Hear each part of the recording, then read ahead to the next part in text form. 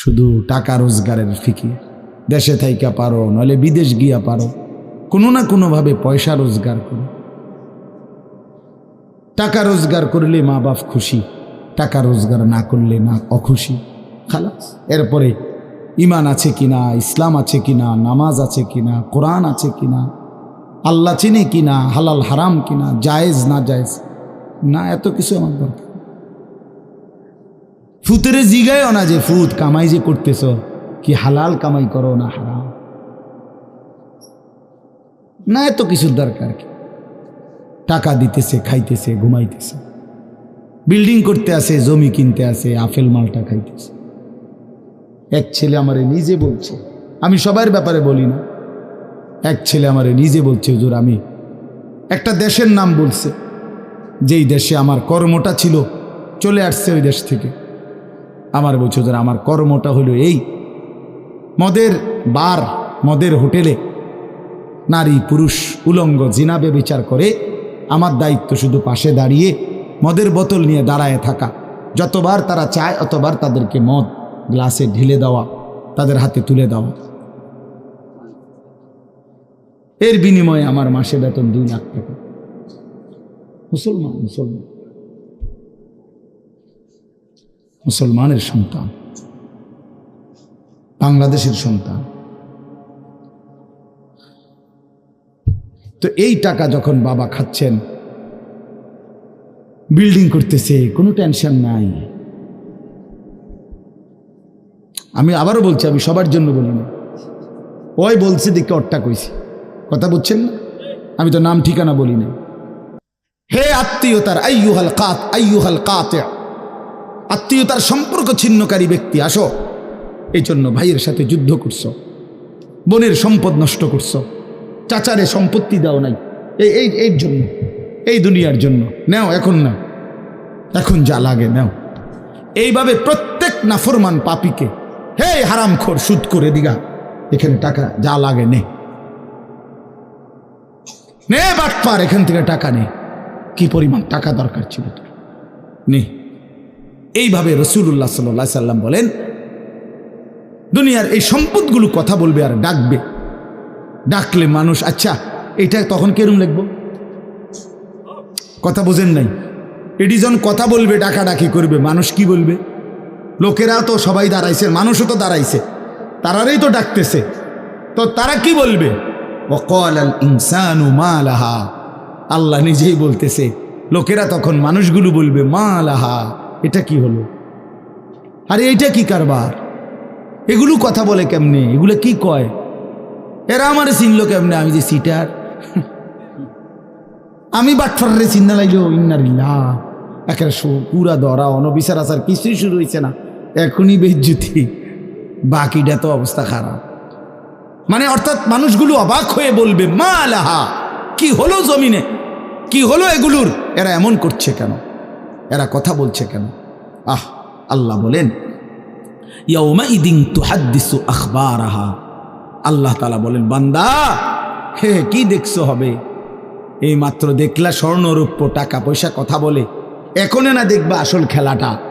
ইয়াউমাইদিন তুহাদ্দিসু আখবারাহা, আল্লাহ বলেন এখন দেখবা সরাসরি এই হাসরের মাঠে তোমার সামনে, তোমার পায়ের নিচের জমিন, তোমার পুরা জিন্দেগির কথা, তোমার যত তথ্য, ভালো কিংবা মন্দ, নেক কিংবা গুনাহ, তোমার সমস্ত কিছু রাতের কিংবা দিনের, একাকী কিংবা প্রকাশ্যের, গোপন কিংবা আড়ালের, আল্লাহর কসম জমিন সবটা এখন তোমার সামনে বলে দিবে। ইয়াউমাইদিন তুহাদ্দিসু আখবারাহা, রব্বুল আলামিন বলেন জমিন সবটা কথা বলে দিবে, ভালোটাও মন্দটাও, আলোটাও অন্ধকারেটাও, একাকীও অন্ধকারেও, প্রকাশ্যেও সবার মাঝেও সব বলে দিবে। রাতের চুরি বলে দিবে, রাতের তাহাজ্জুদটাও বলে দিবে, মদের আড্ডার কথাও বলে দিবে, জুয়ার আড্ডার কথাও বলে দিবে। সারা রাত যুবক উলঙ্গ ছবি দেখেছ, আল্লাহর কসম সেটাও বলবে। যে যুবক মালিকের সেজদা দিয়েছে সেটাও বলবে। তাহাজ্জুদও শোনাবে, আবার সবার সাথে যে জামাতে নামাজ পড়েছে এটাও বলবে। সব কিছু বলে দিবে। আল্লাহ বলেন, যদি মানুষ ভাবতে চাও জমিন কিভাবে কথা বলে, স্বর্ণরৌপ্য কিভাবে কথা বলে, আল্লাহ বলেন বিআন্না রাব্বাকা আওহা লাহা, আল্লাহ তাআলা আদেশ করেছেন বলেই কথা বলে। আল্লাহ বললে, হুকুম করিলে আল্লাহর গোটা কায়নাত, গোটা সৃষ্টি জগৎটাই কথা বলে। ওয়াশাহিদা আলাইহিম সামউহুম ওয়া আবসারুহুম ওয়া জুলুদুহুম বিমা কানু ইয়ামালুন। আল্লাহ বলে, হাসরের ময়দানে বান্দা, তোমার কান, তোমার চোখ, তোমার সারা দেহের চামড়া, জুলুদুহুম, তোমার সারা দেহের চামড়া, হাসরের ময়দানে তোমার পুরা জিন্দেগির কর্মকাণ্ড বলে দিবে। চামড়াগুলো বলবে, চামড়া, মানুষের শাহওয়াত চামড়াতে।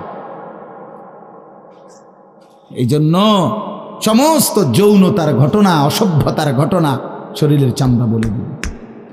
মানুষের শাহওয়াত চামড়া। কথা বুঝছেন কিনা? হ্যাঁ, চর্মে, চামড়ার মধ্যে শাহওয়াত, কামনা, বাসনা, যৌন চাহিদা। এই জন্য যত লোক দেখবেন বিভিন্ন হসপিটালে, যত ডাক্তার চর্মরোগের ডাক্তার, তত লোক যৌন রোগেরও ডাক্তার। হ্যাঁ হ্যাঁ, চর্ম ও যৌন রোগ বিশেষজ্ঞ। এটা একই বিষয়, একই চ্যাপ্টার।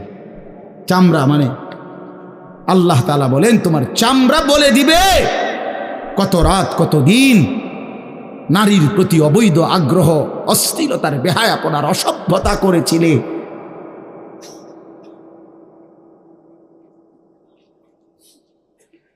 হায় হায়। এজন্য নওজোয়ান ছেলে, তোমরা সবাই ভাই কষ্ট করে বসো। যে যে পাশে দাঁড়িয়ে আছো, আল্লাহর ওয়াস্তে বসো। কষ্ট হলেও বসো ভাই, বসে শুনলে বরকত হবে। মোবাইলটা হাতের যাদের, এটা বন্ধ করে দাও।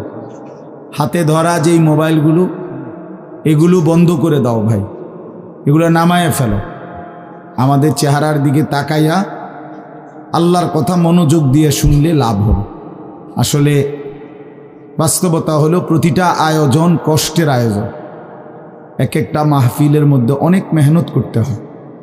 2 টাকা, 10 টাকা, 20 টাকা, 50 টাকা একত্র করেই এরপর একটা মাহফিল।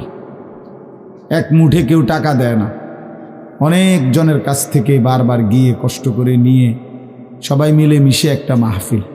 প্যান্ডেল, মাইক, পোস্টার, হ্যান্ডবিল, বক্তা, দাওয়াত দেওয়া, ঠিকমতো আসা, মেহমানদারি, আপ্যায়ন, সব মিলাইয়া অনেক কিছু, অনেক কাজ থাকে, অনেক পেরেশান। আমার মাদ্রাসায় আগামী 14ই ডিসেম্বর মাহফিল। তো গত 1 মাস থেকেই এই পরিকল্পনা, এটা হবে কোথায়, ওইটা হবে কোথায়, বক্তা বসবে কোথায়, শ্রোতা বসবে কোথায়, প্যান্ডেল হইলে কোন দিক দিয়া, এই কত কিছু যে লিখছি আমরা। তো এতে বোঝা যায় যে অনেক কিছু। এই সবটুকু কষ্ট করে যদি শুধু কেবল আসলাম আর গেলাম, কিছুই শুনলাম না, বুঝলাম না, কিছু গ্রহণ করলাম না, তো কী লাভ হলো ভাই? এই কষ্টের এই ইন্তেজামের মধ্যে ফায়দা কি? এই জুয়েল ওর কথা বারবার আমার কাছে বলছে। মাঝখানে আমি গত বছরে খুব সম্ভব ডেট দিতে পারি না, তো আবদার ছিল, আমি এবছর বলছিলাম যে ডেট মিলাই দেব, তো দেওয়া হয়েছে। আসলে সবাইরই ব্যস্ততা, সবাই কষ্ট করেই ইন্তজাম করতে হয়েছে। এই জন্য আমি অনুরোধ করি, সবাই আমরা, ছেলেরা তোমরাও ভাই বসো, ভাই ওই ছেলে বসো না বাবা, এনে বসো, বসো। এই ছেলেরা তোমরাও বসো ভাই, যে কদ্দুরে শুনো, অসুবিধা নাই, যতক্ষণই শুনো। ফ্যান্ট যদি বেশি সিফা হয় তো সোজাই আসো, বসো না। অনেকের ফ্যান্টে সমস্যা, এটা এত সিফা যে গোলামের প্যান্ট ফিন্দাই দিছে, এই জন্য এটা দিয়ে বসতে পারে। এটা জানুন না? না, এটা ঐতিহাসিক তথ্য, মানে দুষ্টামি না। যাদের প্যান্ট সিফা, এটা হলো গোলামের পোশাক, মানে কৃতদাসের পোশাক।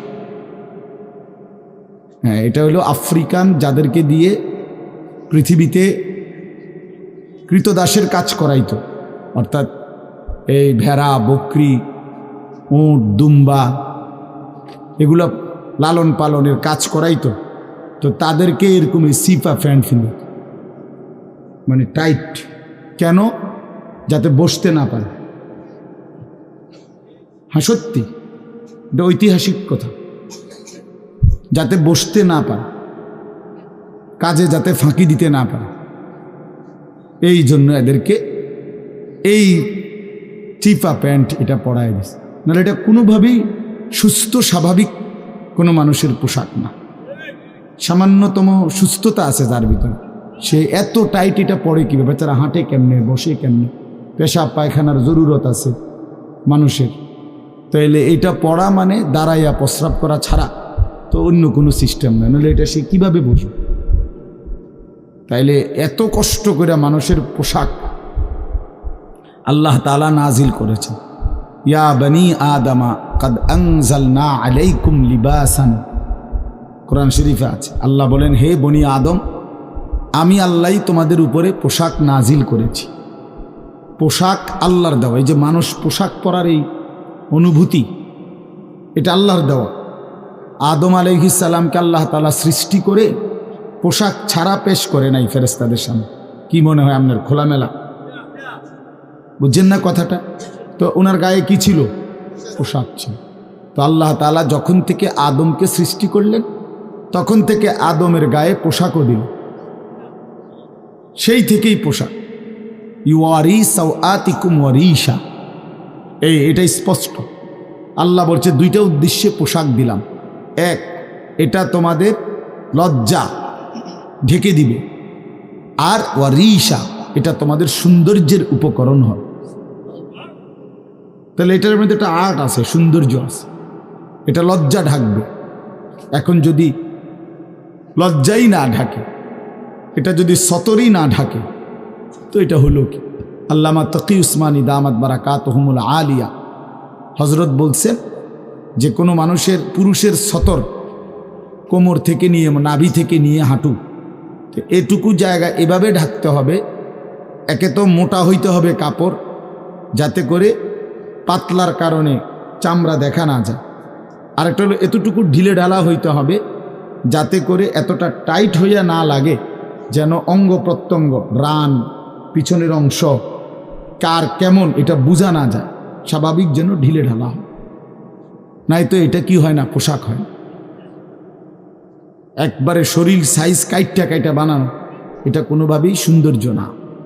তো এই জন্য এটা একটা গুরুত্বপূর্ণ বিষয়।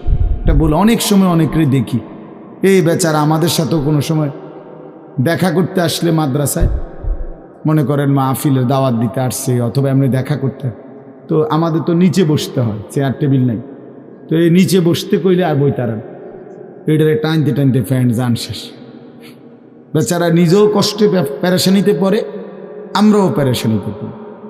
এই জন্য স্বাভাবিক ঢিলে ঢালা পোশাক পরা উচিত, একটু যেন করে চলতে ফিরতে আরাম হয়।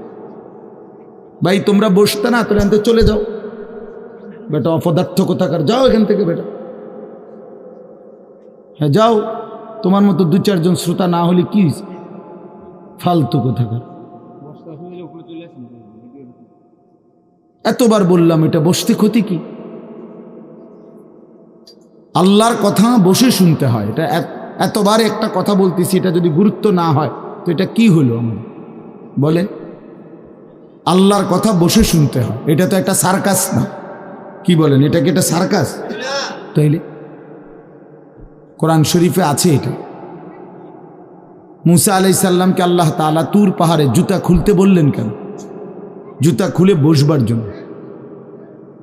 আল্লাহর কথা বসে শুনতে হয়, জুতা খুলে শুনতে হয়, তাইলে নিজের মধ্যে পরিবর্তন আসে। আদব ছাড়া এলেম হয় না। কোরআন সুন্নাহর যে জ্ঞান, এই জ্ঞানের জন্য আদব জরুরি, অন্য পড়ার জন্য এটা এতটা জরুরি। বাংলা, অঙ্ক, ইংরেজি, পদার্থ, জীববিজ্ঞান পড়ার জন্য পেশাব করে ফানি লন লাগে না, বুঝেন না কথা? দাঁড়াইয়া বসুক, বসে পড়ুক, বসে পেশাব করুক, এতে কোনো অসুবিধা নেই। কিন্তু আল্লাহর কোরআন পড়বার জন্য, রাসূলুল্লাহ সাল্লাল্লাহু আলাইহি সাল্লামের সুন্নাহ পড়বার জন্য প্রস্রাব করে ঢিলা নিতে হয়, টয়লেট পেপার ব্যবহার করতে হয়, পানি ব্যবহার করতে হয়, পবিত্র হইতে হয়। হ্যাঁ আসো আব্দুর রহমান, তুমি এনে আও। না না না, এখানে আসো। তো এই জন্য এটা জরুরি বিষয়। আমাদের কোরআন এবং সুন্নার এলেমের জন্য আপনার আদব জরুরি, আখলাক জরুরি, তহারত জরুরি। এই যে এখন এখানে একটা, এটা আপনাদের এটা শুধু একটা মহরানা, বরং এখানেও তো কোরআন সুন্নার এলম বলার জন্যই ওলামায়ে কেরাম আপনাদেরকে বসাইছে, ঠিক না? তো তাইলে আদব জরুরি। মৌলানা ইয়াহিয়া বয়ান করতেছিলেন, হ্যাঁ আল্লাহ তাআলা, আমি যেটুকু আইসা মাত্র শুনলাম, আল্লাহ তাআলা হাসরের ময়দানে এক কদম পাও বাড়াইতে দিবেন, জিন্দিগির প্রতি ইঞ্চির হিসাব হবে। আন উমরিহি ফিমা আফনাহু, পুরা হায়াত বান্দা কোথায় ব্যয় করেছো বলো আমাকে, আমার দেওয়া হায়াত।